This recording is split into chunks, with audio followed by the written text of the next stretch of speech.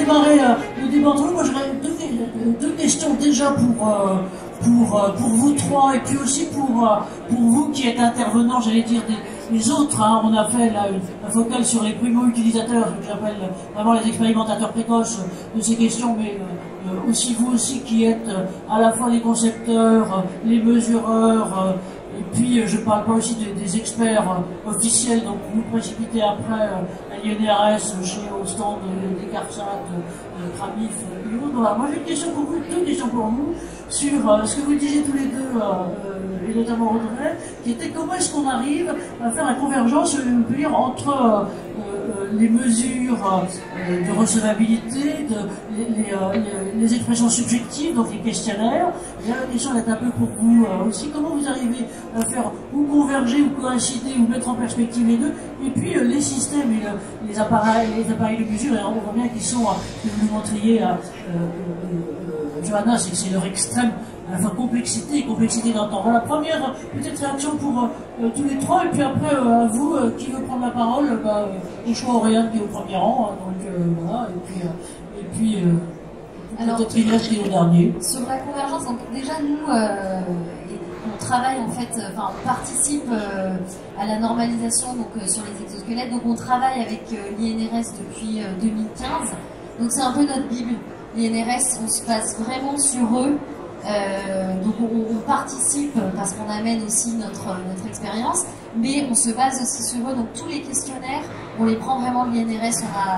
On n'a rien inventé en interne. Alors il y a des choses qu'on peut adapter, mais on part vraiment là-dessus. Et ensuite, par rapport en fait, les capteurs, enfin les mesures, elles vont être décidées vraiment par rapport au poste qui est identifié. Donc ça, c'est un peu, tout à l'heure, tu disais centré sur l'humain. Nous, on est plutôt vraiment centré sur le poste. Donc on va essayer de voir quelle sollicitation musculaire le poste en fait, induit. Et par rapport à ça, on va mettre en place différents capteurs. Donc on est aidé par la médecine du travail pour en fait la prise de décision. Et puis ensuite, on va comparer un petit peu le ressenti et les douleurs qui peuvent apparaître. On peut avoir des gens qui vont nous dire, bah voilà, j'ai des douleurs au niveau du bras, au niveau du biceps, etc. Donc, on peut le comparer aux capteurs qu'on va mettre en place. Mais en général, les douleurs, elles sont plutôt par rapport à des réglages ou à certaines pièces, du coup, quand la personne met en place l'exosquelette, plutôt que sur des muscles. Donc pour faire la corrélation directe, en tout cas pour les mesures qu'on a fait, c'est plutôt compliqué, mais ce qu'on a fait, c'est que le subjectif est assez proche de l'objectif. Donc c'est l'équilibre sur les deux. Peut-être Younes, si tu veux bien, et puis Johanna, et ensuite Auréane, si vous voulez bien prendre la parole là-dessus. Non, il est vrai que l'INRS a fait un gros travail tant sur la partie questionnaire que sur les tests en laboratoire. Donc effectivement, les questionnaires, on les utilise. Alors, moi, j'en ai créé d'autres, hein, parce que les questionnaires, il y a une démarche dans les questionnaires. Hein. Les questionnaires non utilisateurs, il y a les questionnaires d'utilisation, les questionnaires de fin d'utilisation, des questionnaires utilisateurs. Donc moi, j'essaie de faire ce travail-là, et quand je demande, quand les gens testent du matériel, je leur demande de le remplir le plus souvent possible, notamment sur l'utilisation, parce que c'est bien de savoir que 2 mois après, c'est mieux, mais ce qui est important, c'est de comprendre l'évolution de pourquoi on est passé d'une pénibilité ressentie à 9 par exemple, et on arrive à 2 à la fin, mais à quel moment il y a eu cette évolution-là? Et le fait de pouvoir croiser ça effectivement avec des mesures, ça peut être intéressant. C'est pas toujours facile effectivement, parce que voilà, il faut trouver quoi mesurer, comment mesurer, ou mettre les capteurs. C'est que les exosquelettes, on est toujours embêté pour positionner les capteurs, typiquement pas avec ceux qui font appliquer de nos vibrations à Moten, mais moi j'ai de l'EMG qui est ceinture lombaire par exemple, je ne peux pas mesurer au niveau lombaire l'EMG parce que simplement ça appuie, ça fausse toutes les valeurs. Donc on est obligé de travailler de manière complètement différente. C'est un peu ce que vous soulignez tous les trois, c'est qu'on n'est pas dans le laboratoire. Là. Et donc, les conditions du réel, et en plus, ce que vous expliquiez, Johanna, qui étaient les conditions du business, c'est-à-dire que globalement, je dirais, par cette temps de chaleur, la volaille est à l'intérieur, et comme dirait l'autre, c'est pas parce qu'on teste et qu'on on met en place des nouveaux systèmes que le travail s'arrête. Et donc ça, c'est vraiment l'une des grandes difficultés, des grandes contraintes. Et donc on voit bien. Juste un mot sur ce que vous disiez sur les questionnaires. C'est vrai que l'intérêt d'avoir un questionnaire commun, alors il faut qu'il soit bien foutu, on est bien d'accord, c'est que on peut, donc on utilise celui de l'INRS ou globalement d'autres, c'est que on peut avoir, j'allais dire, un comparatif par rapport à d'autres secteurs ou d'autres activités, mais en même temps on peut aussi avoir un comparatif dans le temps. En revanche, il faut qu'il soit effectivement excellent. Et si je peux me mettre, le capteur, il est en gros là pour ça. Un mot peut-être à rajouter, Johanna, sur cette question là encore une fois de convergence entre les deux, et en même temps vous rajoutiez, si je peux me permettre, la dimension du temps et de la pression du temps qui était là, et puis à vous laisser après. Typiquement, nous, sur la convergence de la data objective et subjective, il nous est déjà arrivé sur certains projets d'avoir des très bons résultats objectifs, mais d'avoir des points de vigilance, des points d'attention sur la partie subjective, où on sentait que l'acceptation, l'appropriation du dispositif n'était pas vraiment acquise par nos volontaires. Et du coup, on faisait une démarche arrière dans nos expérimentations, où on faisait une rétroaction pour vraiment comprendre et essayer de faire converger la data subjective et objective dans le même sens. Donc on ne sera pas sur une prise de décision positive si la partie objective, la data objective sera favorable. On regarde vraiment les deux ensemble. Merci à vous.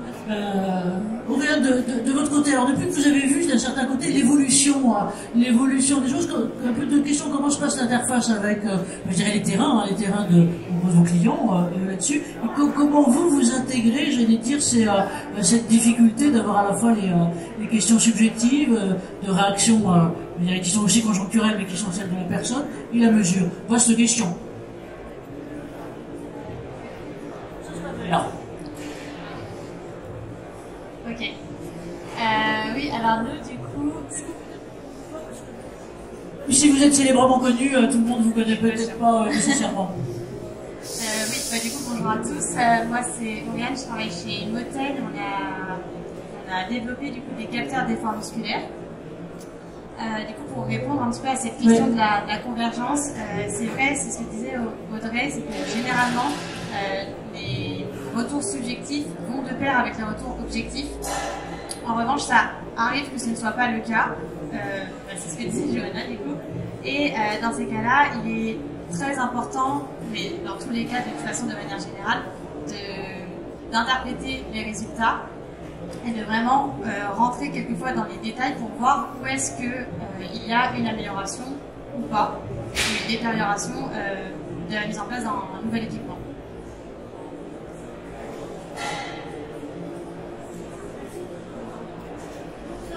Aussi sur vos mises en œuvre ou d'autres des questions là-dessus, ou bien parce que on continue.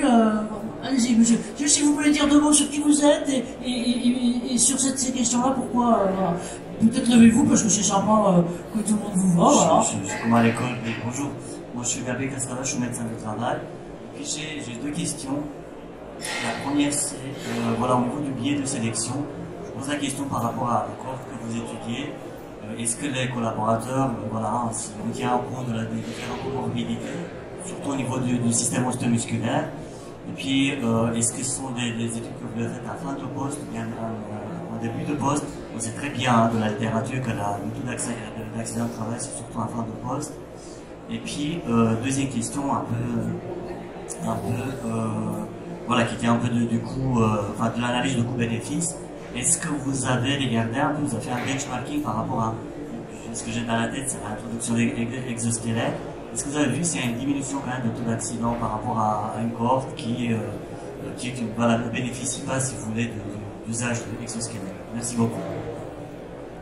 Merci à vous et merci de la question métaphysique de fond et qui en gros à quoi ça sert et quel est le bénéfice ressenti. Alors, qui veut se précipiter sur la question? Audrey, merci. Moi, il y a juste un élément sur lequel je répondrai, puis je laisserai ensuite mes collègues compléter. Sur le fait des bénéfices ou de la réduction d'accidents de travail, moi j'avoue, je me refuse depuis des années à présenter une réduction potentielle d'accidents de travail ou de maladies professionnelles avec l'assistance des exosquelettes. Parce que, en fait, c'est très aléatoire. Nous, d'une année à une autre, on a des accidents de travail qui sont assez différents. On a des années qui sont plus accidentogènes que d'autres, malgré la prévention qu'on met au cœur de nos métiers. Et donc du coup, je trouve que c'est très risqué en tout cas, moi je le ferai pas. Je sais qu'on aimerait bien, du coup, notre direction aimerait qu'on puisse présenter des chiffres, mais je trouve que c'est trop risqué de le faire parce que déjà le zéro accident, il est très difficile à avoir. Et que l'exosquelette peut, pour le coup, soit provoquer d'autres risques, on ne sait pas, sur un poste de travail, si on va l'utiliser. En tout cas, moi, je me risque pas, du coup, à le faire. Voilà, donc la réponse à la fois de la prudence du serpent, comme bien entendu, mais en même temps du réalisme, et puis aussi il y a une question du recul. Lionel, oui, si tu veux, merci. Pour compléter un peu ce qu'a dit Audrey, c'est très compliqué d'avoir le ROI, alors au sens très large de ces nouvelles technologies, pas simplement exosquelette, parce que globalement, je supprime un poste, je mets un robot à la place, le robot produit plus, le ROI c'est très facile à calculer. Maintenant, c'est pas parce qu'on a un exosquelette qu'on va remplacer plus de semelles de frein ou qu'on va plus travailler, faire moins d'efforts, etc. Donc ça, c'est un sujet qui est très compliqué. Nous, on va commencer à s'y atteler, j'espère, à la rentrée, pour comment on peut arriver à estimer un retour sur investissement qui ne sera pas que financier par rapport à l'intégration de nouvelles technologies. Mais c'est très compliqué et ouais, c'est un sujet qu'on va lancer au niveau recherche parce que en fait on n'a pas de... C'est difficile. Il faut trouver les bons critères, il faut trouver qu'est-ce qu'on investit, qu'est-ce qu'on met dedans, etc. etc.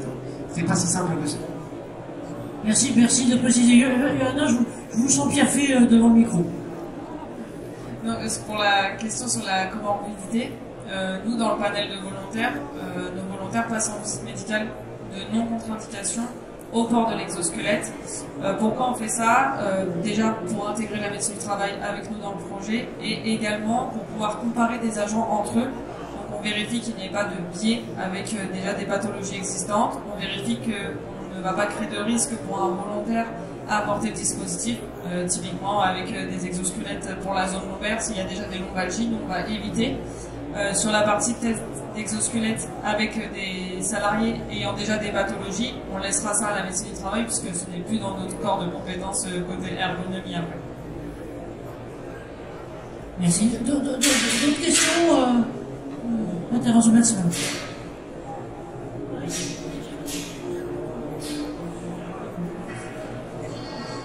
Aurélie Plaisant, moi je viens d'intégrer depuis un mois une boîte américaine qui propose des solutions de robots collaboratifs plutôt pour les entrepôts.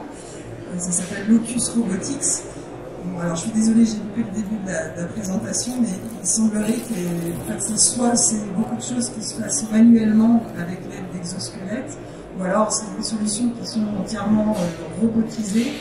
Et je me demandais en fait s'il y avait des alternatives, notamment d'utiliser ces cobots qui peuvent vraiment aider et améliorer la qualité de vie des travailleurs.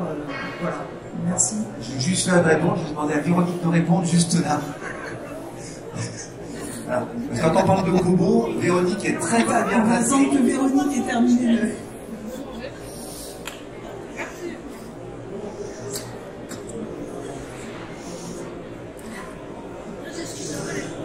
Ouais, et préance la grande délire. Bonjour à tous. Donc oui, Véronique Touchard, donc ergonome industrielle, donc ancienne SNCF, maintenant chez Daher. Donc on avait travaillé sur la cobotique effectivement avec Lionel.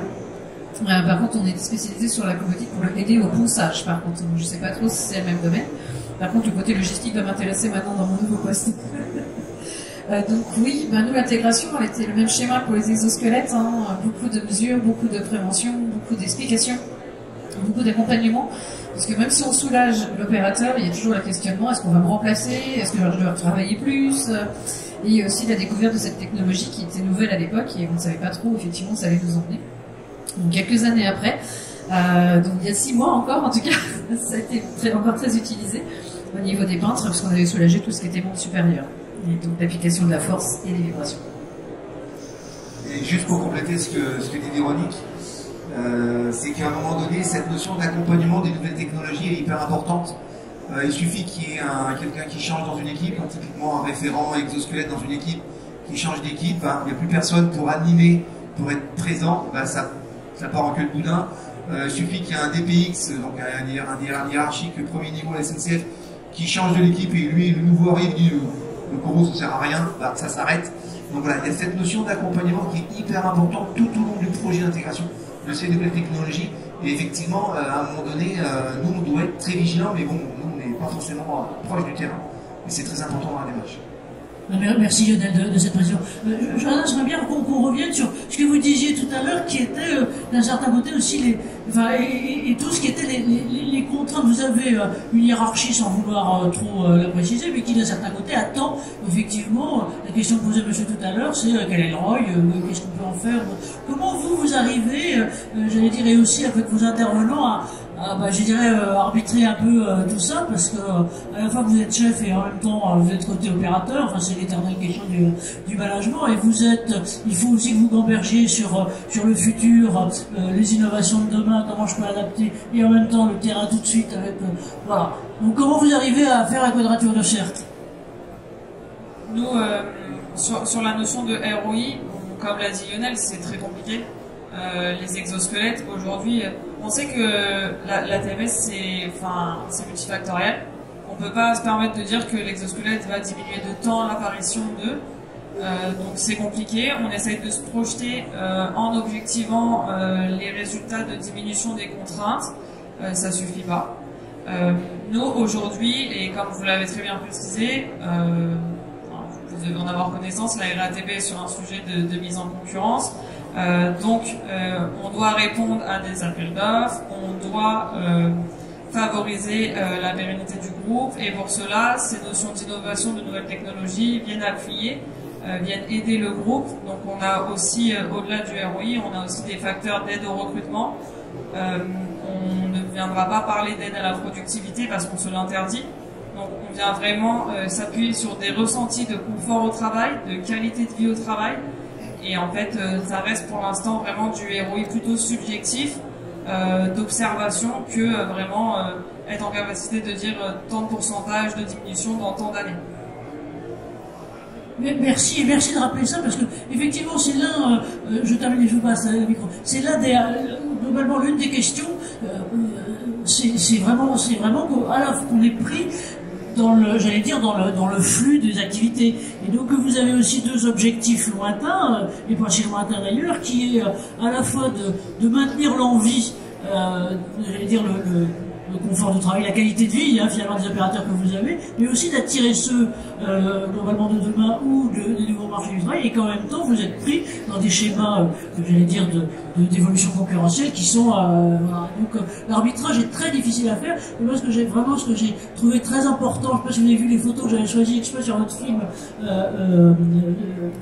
Johanna, c'est de l'attention que vous faisiez, il est passé, donc on l'a en tête, voilà, de l'attention par les capteurs notamment, mais que vous aviez l'attention extrême, c'est juste celle d'après, voilà, que vous aviez à vos opérateurs.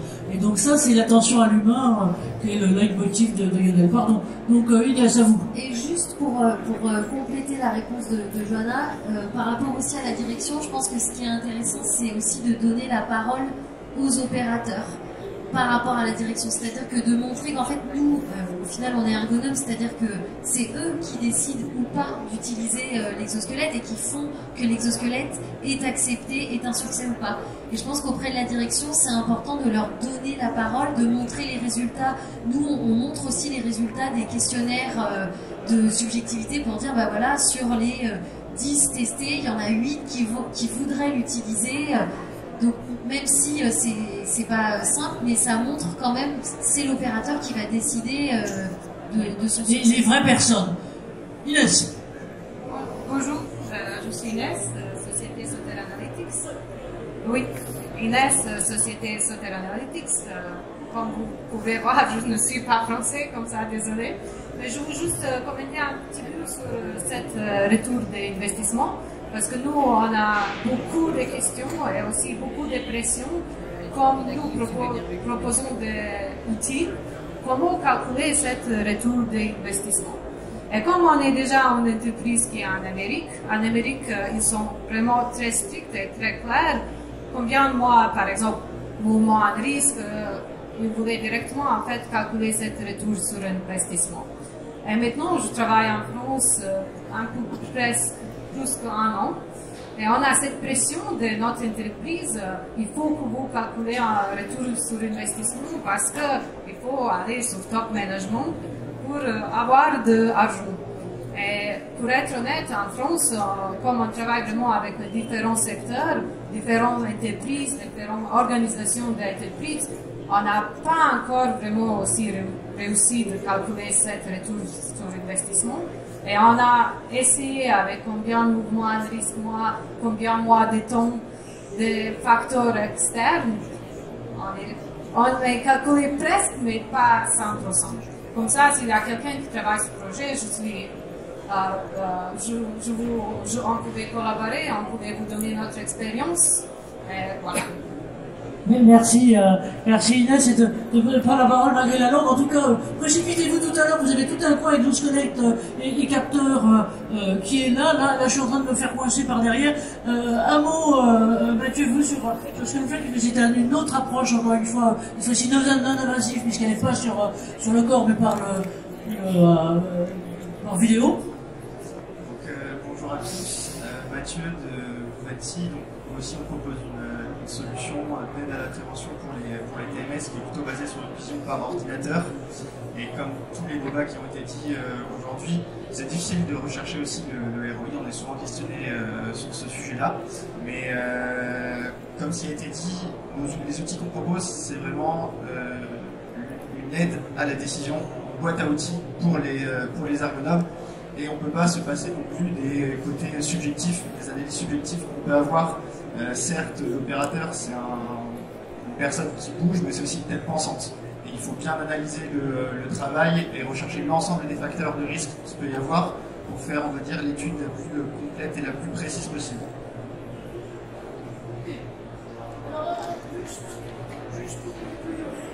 De se faire sortir, et avant qu'on leur fasse les grands bravos, une demi-phrase de conclusion à chacun, le point de vigilance essentiel sur ces questions de capteurs, de mesure et d'anticipation de la pénibilité, parce que c'est aussi notre question.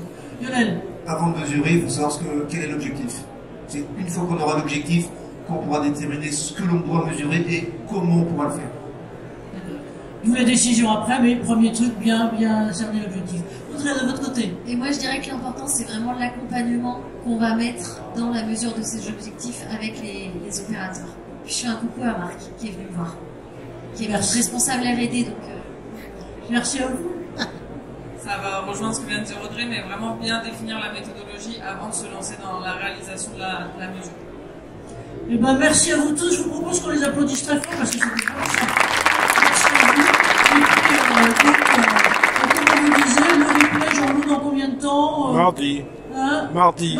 Alors mardi, vous aurez, de toute façon, on a vos trucs. Si vous n'avez pas scanné, faites-vous scanner par les autres, l'un et l'autre, et on vous enverra les liens. Merci, un grand merci à vous et merci à nos trois témoins. À tout à l'heure.